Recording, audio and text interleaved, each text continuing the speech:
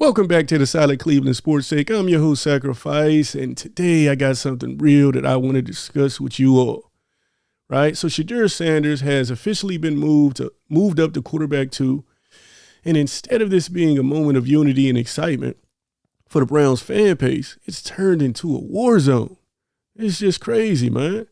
I've never seen anything like it. Fans are actually celebrating the idea of Dillon Gabriel falling or failing or worse, getting hurt, just so that Shedeur can get his shot. That's not Cleveland football. That's politics disguised as fandom, right? Listen, man, I love passion. And I understand, man, we got some of the most passionate fans in all of the world. But there's right and there's wrong, right? And what's happening in this fan base right now isn't passion. It's poison. Our city used to rally around whoever put on the orange and brown. Now we've got factions. One side riding for Shedeur like it's a political campaign, and the other side defending Dillon like it's personal. Sports aren't supposed to feel like an election season, but that's exactly what it feels like. And honestly, it's disgusting. Instead of being hyped about our young quarterback stepping into his second start against the 3-1 Pittsburgh Steelers, by the way, we've got people hoping that he fails. Now it's Cleveland against each other, right? We used to be, what happened to Cleveland against the world? What happened to Cleveland against the world? Now it's Cleveland against each other, right? I genuinely feel for all parties, right? Because I feel for the coaching staff, man, because it's clear that they're under an intense pressure to make fan pleasing moves instead of football moves. I feel for Dillon Gabriel, man, a kid who's just trying to lead, but knows deep down that if he throws even one bad pass, half of the fan base will be calling for his job. I feel for Shedeur Sanders more than everybody, man, because this young man is being rushed into a situation that could ruin what the Browns actually planned for him.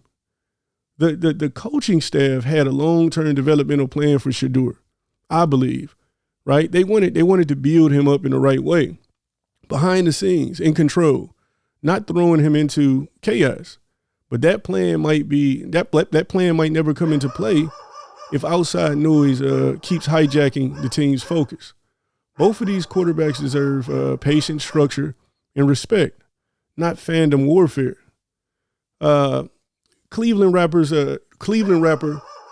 Doe Beasy posted on X saying the Browns need to take notes from the Giants.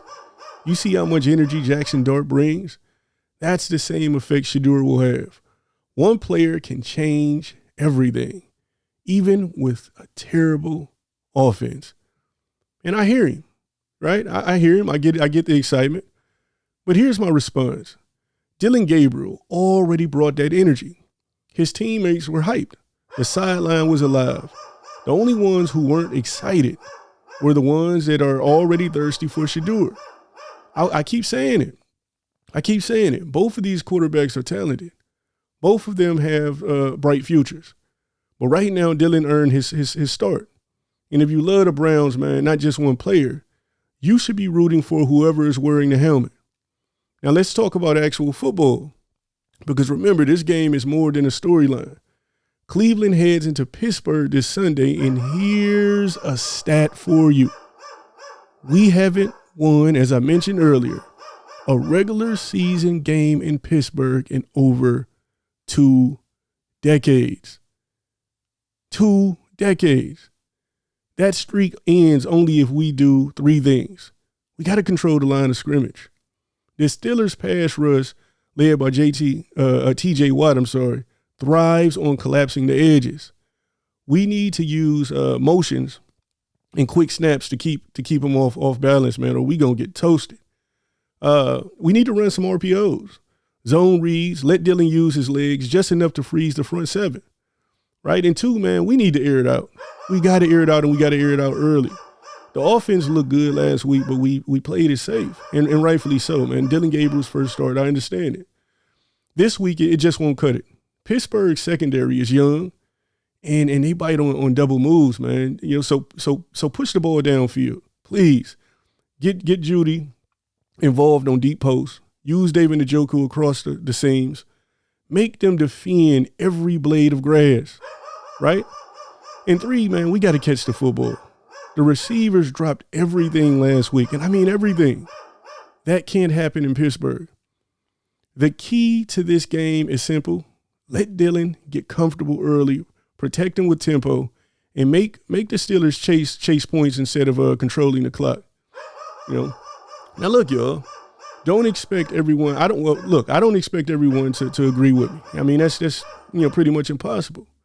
But at some point, we have to remember why we love this game. It's supposed to bring people together, not tear us apart. Dillon Gabriel, Shedeur Sanders, both of them wear the same jersey. Both of them represent us. We've got a big game coming up in Pittsburgh, and if there's ever a time for the fan base to unite, it's now. Stop praying for injuries. Stop celebrating setbacks. Rally behind whoever's under center. Because until we do, the Cleveland Browns won't just be battling opponents. We'll be battling ourselves. Cleveland, let's get back to football, baby. I'm out.